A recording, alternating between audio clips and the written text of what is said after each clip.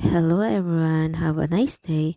Today, me and my partner are going to discuss about the topic Republic Act number 10157. It is an act institutionalizing the kindergarten education into the basic education system and appropriating funds. Therefore, it was held last July 25, 2011. Section 1, short title. This act shall be known as the Kindergarten Education. Section 2, Declaration of Policy.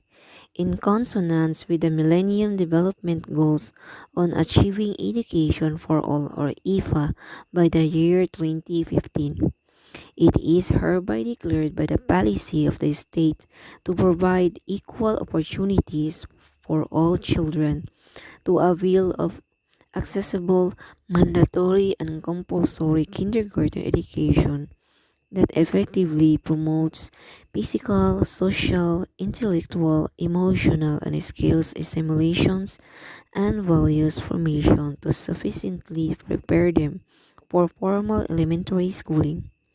This act shall apply to elementary school system being the part of a stage of compulsory and mandatory formal education. Kindergarten education is vital to the academic and technical development of the Filipino child, for it is the period when the development of the Filipino child, for it is the period when the young mind's absorptive capacity for learning is at its sharpest.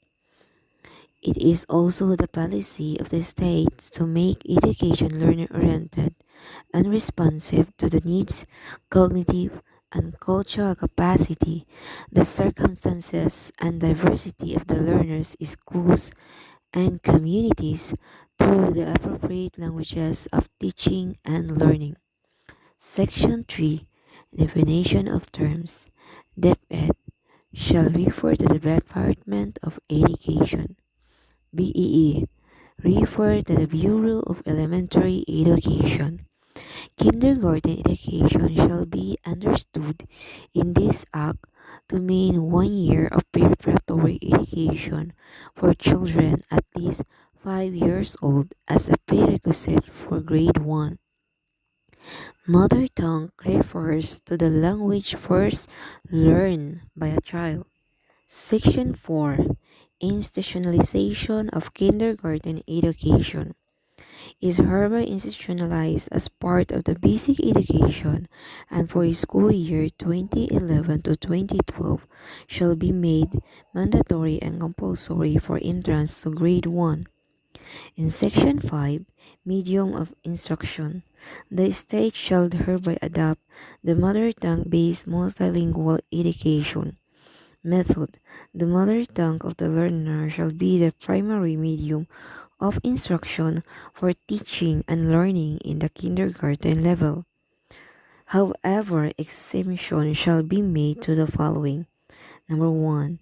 When the pupils in the kindergarten classroom have different mother tongues or when some of them speak another mother tongue.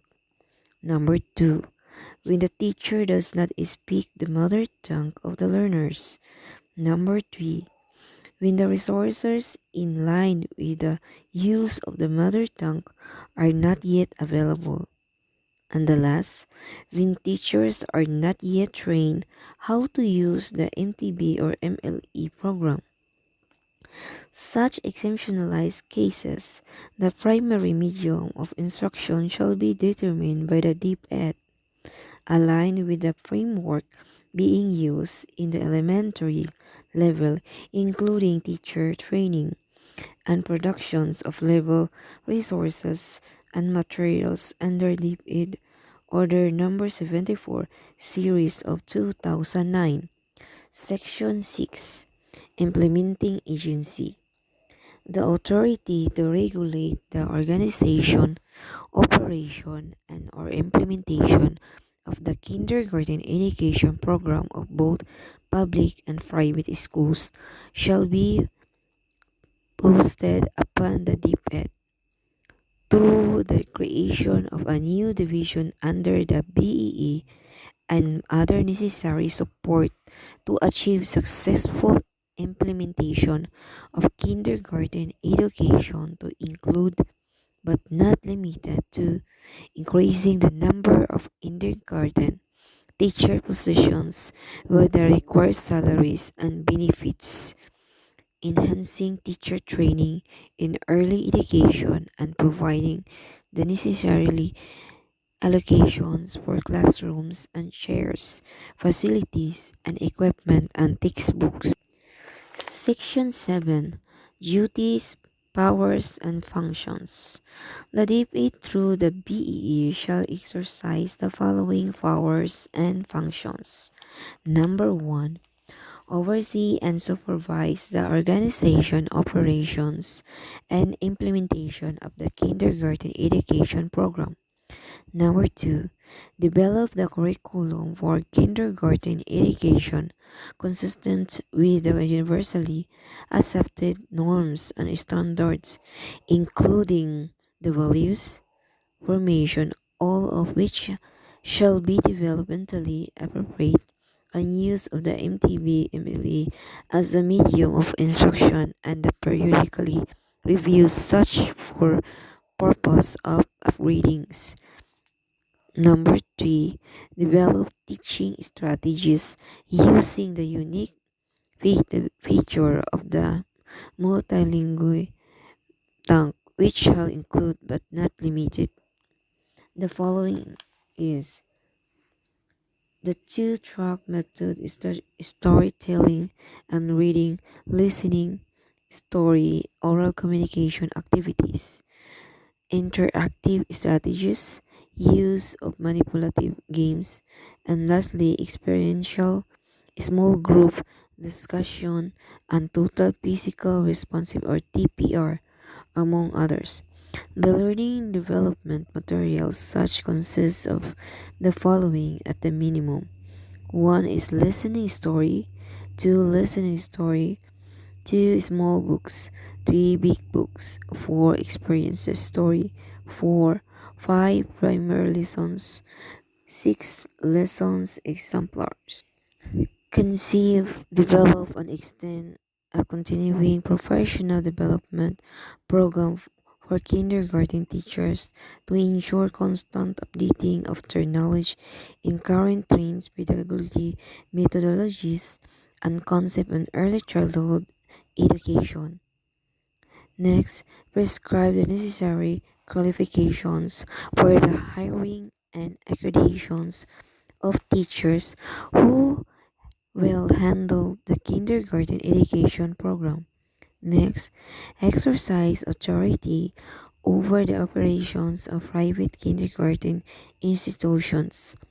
Next, supervise the establishment of various venues for early childhood education, which may be institutions based, home based, hospital based, or community based, and which shall be duly accredited by the DepEd. And lastly, introduce innovative programs in kindergarten that shall educational technologies whenever applicable. Section 8. Appropriations. The DepEd shall immediately include in the program of the department the operationalization of the free, mandatory, and compulsory public kindergarten education, the initial funding of which shall be charged against the current appropriations for kindergarten education of the DepEd. Therefore, such sums which shall be necessary for the continued implementations of the free public kindergarten education program shall be charged to the general fund and included in the annual general appropriations act. Section 9. Implementing rules and regulation. Within 90 days after the effectively of this act, the DepEd, in consultation with the Department of Budget and Management shall promulgate the rules and regulations needed for the implementation of the Act. Section 10, Severability Clause. If any provision of this Act is held invalid or unconstitutional, the same shall not affect the validity and effectively of the other provision hereof. Section 11. Repealing Clause.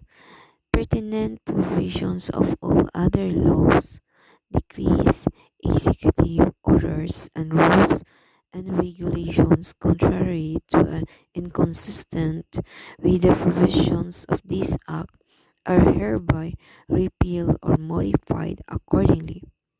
Lastly, Section 12, Effectivity Clause.